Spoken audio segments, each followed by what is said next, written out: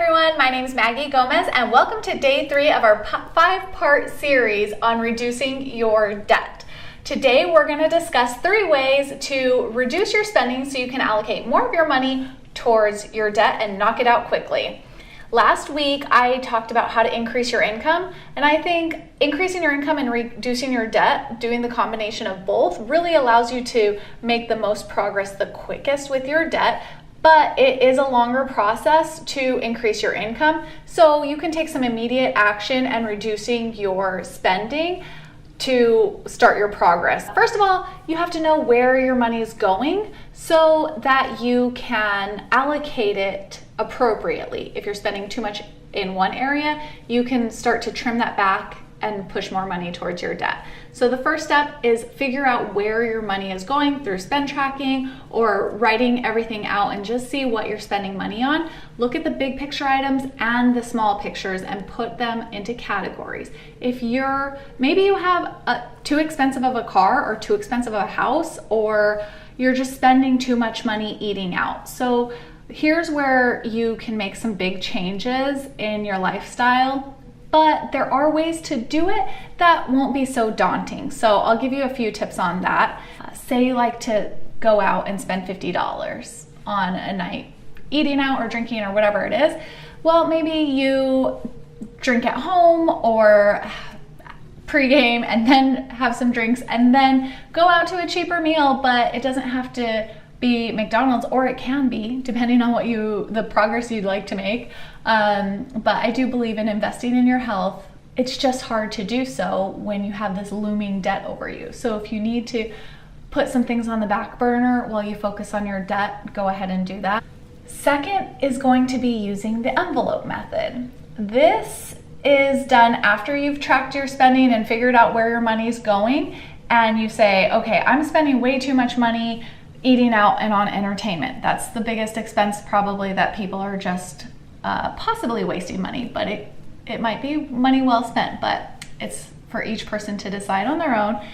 But if you are, say, we'll just use that for an example, spending too much money going out and you want to reduce that, then say you want to give yourself a budget of, we're going to use $400 because it's an easy number, but whatever your number is for the whole month, then take that number, divide it by 4, and physically put your money in an envelope or an electronic envelope, let's be honest, because who's carrying around cash? But put your money allocated $100 per week towards your food, entertainment, whatever the category is that you want to use, and then break it down even further to a daily goal. So if you want to spend $12 per day to stick to that $100 per week, then say, okay, I can maybe save for 2 days and go out to Tijuana Flats or buy a bottle of wine at home or something. Or maybe you save up all your $100 for the whole week and you go out to a nice dinner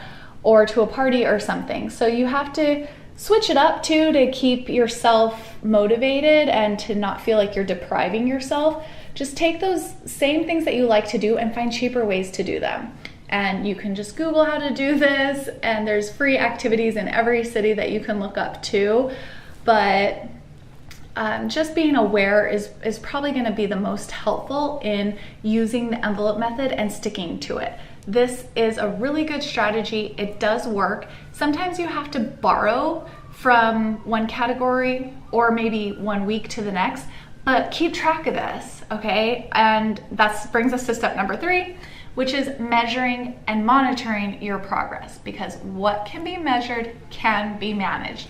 So every week, I would do this on Sunday. Say, okay, for this week, I have these financial goals. I want to accomplish spending in this area and decreasing spending in this area. Be very aware of it and get through the week just trying to stick to your goals. And then at the end of the week, review what you did.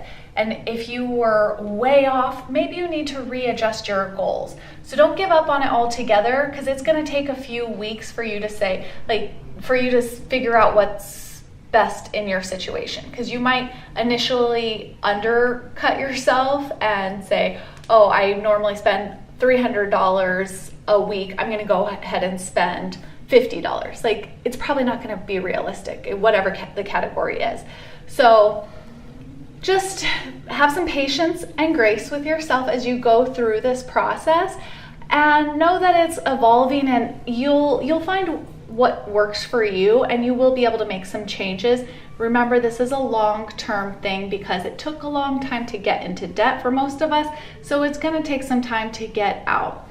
And learning new habits and new ways to find entertainment, find food, find transportation, it's all a learning process. So just give yourself some time and go through the motions, but you will find success if you are serious about this, and you will be on the journey to finding financial freedom and knocking out your debt so you can live a life you love. Tune in tomorrow, and we're going to talk about how debt can sometimes be your friend. Bye.